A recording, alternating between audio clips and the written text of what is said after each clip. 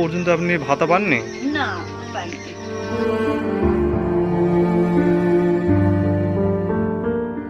কুমারগঞ্জ ব্লকের সাফানগর ১ নম্বর গ্রাম পঞ্চায়েতের অন্তর্গত আমুলিয়া গ্রামের ৭০ বছরের বৃদ্ধা সীতা অধিকারীর জীবন যেন অসহায়তার এক করুণ ছবি।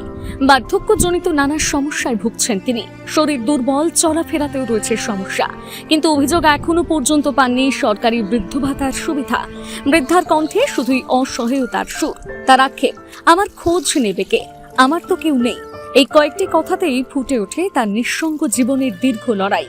স্থানীয় সূত্রে জানা গিয়েছে, বহু বছর আগে স্বামীকে হারিয়েছেন সীতা অধিকারী। একমাত্র মেয়েরও মৃত্যু হয়েছে। বর্তমানে একাই একটি ঘরে দিন কাটে তার। নেই কোনো নিয়মিত আয়ের উৎস। দুবেলা খাবার জোগাড় করাই তার কাছে প্রতিদিনের বড় চ্যালেঞ্জ। কখনো প্রতিবেশীদের সাহায্যে, আবার কখনো কষ্টের মধ্যে দিন পান করতে হয়, এমনটাই জানিয়েছেন তিনি। বৃদ্ধার অভিযোগ, একাধিকবার আবেদন করেও এখনো পর্যন্ত তিনি সরকারি বৃদ্ধ ভাতার আওতায় আসেননি। তার আশা, সরকারি সহায়তা পেলে অন্তত জীবনের শেষ দিনগুলো কিছুটা স্বস্তি ও সম্মানের সঙ্গে কাটাতে পারবেন। কটা দিন বাঁচে আছি। এখন পর্যন্ত আপনি ভাতা পাননি? না, পাইনি। এর আগে আবেদন করেছিলেন তাহলে? হ্যাঁ। আচ্ছা, আপনার এই সরকারের কাছে কি চান এখন?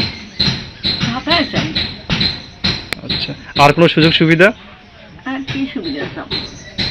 আচ্ছা, এর আগে আপনি কি মানে আবাস যোজনার কোনো ঘর পেয়েছিলেন? না, এই ভাতাই। এটা কত সালে আপনি পেয়েছিলেন? যে ঘরটা 2013-14 সাল, এখানে তো লেখা আছে। হ্যাঁ, ওটা লেখা আছে। আচ্ছা, এই একটা ঘরে শুধু? হ্যাঁ, একটা ঘরে ছিল। তাছাড়া আর এমনি কোনো সুবিধা পাননি? না।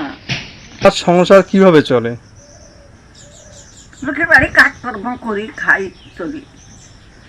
আচ্ছা, আপনি কি বৃদ্ধ ভাতার জন্য এর আগে আবেদন করেছিলেন? হুম। কয়বার আবেদন করেছিলেন?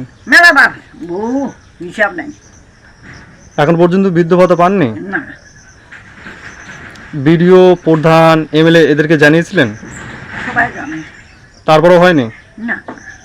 এদিকে স্থানীয় বাসিন্দাদের একাংশের অভিযোগ, এমন অসহায় একজন বৃদ্ধা এখনো সামাজিক সুরক্ষা প্রকল্পের বাইরে থাকা অত্যন্ত দুঃখজনক। তাদের দাবি, প্রশাসনের উচিত বিষয়টি গুরুত্ব সহকারে খতিয়ে দেখে দ্রুত প্রয়োজনীয় ব্যবস্থা নেওয়া। এনার সম্বন্ধে বলতে গেলে খুবই শোচনীয় অবস্থা, কারণ পাড়াতে ওনাকে দেখা যায় যে উনি একাই এবং ওনাকে সাহায্য করার মতো কেউ নেই।